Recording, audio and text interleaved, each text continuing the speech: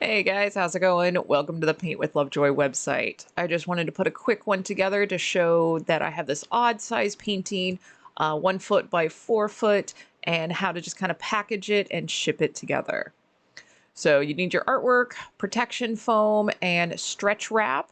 And here you can see that I've got the protective foam on the painting on the surface of the artwork, and then I'm using the stretch wrap to hold it securely as well as cover the corners.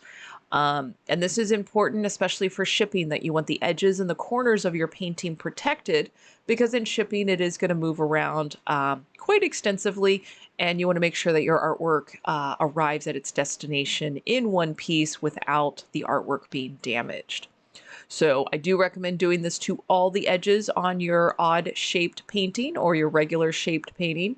And here's both my paintings laid out. I'm actually going to stack them together to conserve shipping space, kind of like this.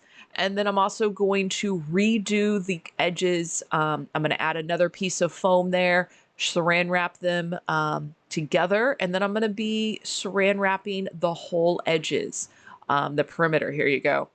So both those materials that you can pick up at Home Depot in the shipping and packing section. And I grabbed a FedEx box and actually cut it down so it fit the size of my paintings.